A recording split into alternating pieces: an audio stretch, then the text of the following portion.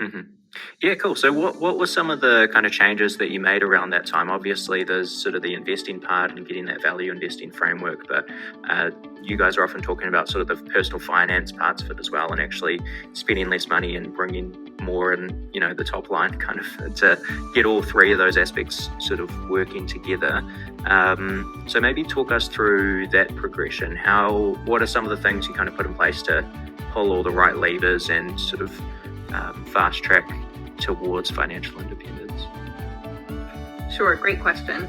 So I think the first thing, before even getting into some of the practical tips and things that we did, the very foundation is having the right mindset. And Chris was talking about understanding the power of compounding interest. It's like once you get how money works, you're like, oh, I'm gonna take advantage of this. Like this is great. This is knowledge I did not learn when I was younger.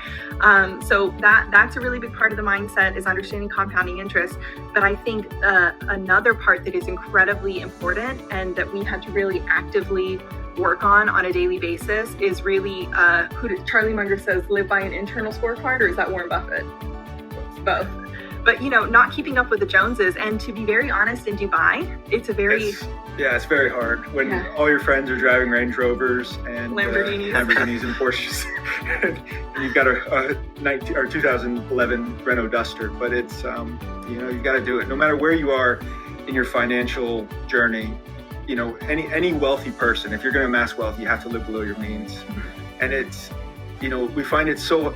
You can't go back in life. So, something that we've really practiced is when we increase our salaries, our earnings, we don't increase our major living costs. And that's something we had been doing previously. And we had to find that, we just have to kind of stick to what we've got right now and let our earnings kind of to grow on their own and put away that additional income and have something to invest, have that dry powder to invest. Yeah. And I think, Tom, to get more on kind of the practical side as well too, so that's the mindset stuff, but very practically, some things that happened that enabled us to earn more. Of course, you got side hustles and you've got investments, and I always like to say that you have side hustles and passive income. And I feel like if you have time, you can do a side hustle, and if you have a little bit of money, you can try to do some passive investments. And of course, there's overlap, but everybody has one of those two things. And so we started exploring different investment vehicles, and we're starting new side hustles over the past couple of years.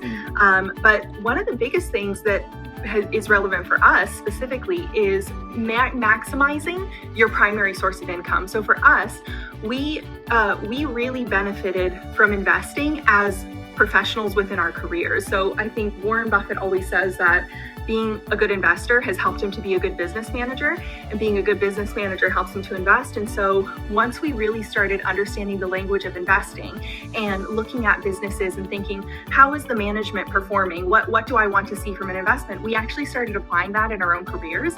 And so we were able to get promotions. We were promoted to senior leadership positions. We started speaking that language, and our company CEOs were like, oh, okay, give them more things to manage, And so we were really, for us, living in Dubai, of course, Dubai is a tax-free place, so that also helped us financially.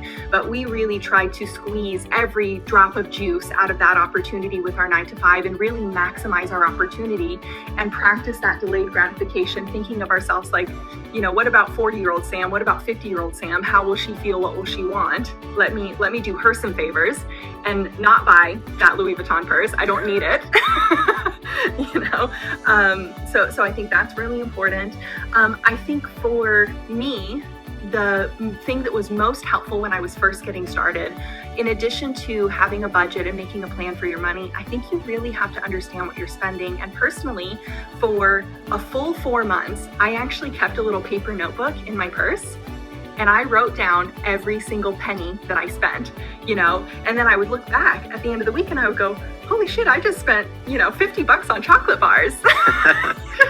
It was too much.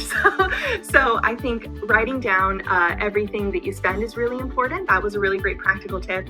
And something else that really helped me to continually reinforce the motivation is having like a visual cue. So I had a tendency to do a bit of online shopping, And so I actually changed the screensaver to an image of like a dream house, you know, that me and Chris would like to retire to back in Florida. And so just having that visual reminder, it's like, oh, you know what? I don't actually need to buy that. That's not something I need.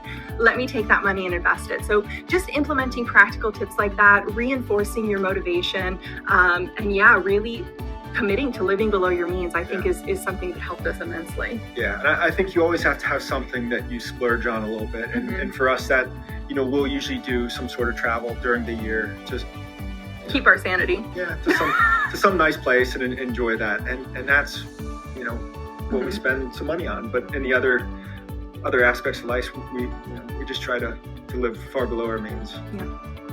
Yeah, very cool. You're saying a lot of things that resonate a lot with me. I think we think about these things very similarly. Like you even talk about the, putting a screensaver of the dream home. I don't have that, but in my online banking app on my phone, I have a picture of Warren Buffett drinking a cherry Coke, and that just reminds me of like the power of compounding. And if you spend $1 today, you know, you're potentially giving up $8 or whatever it is in the future. That like compounding mental model I've got kind of drilled into my head, so that's a nice little reminder.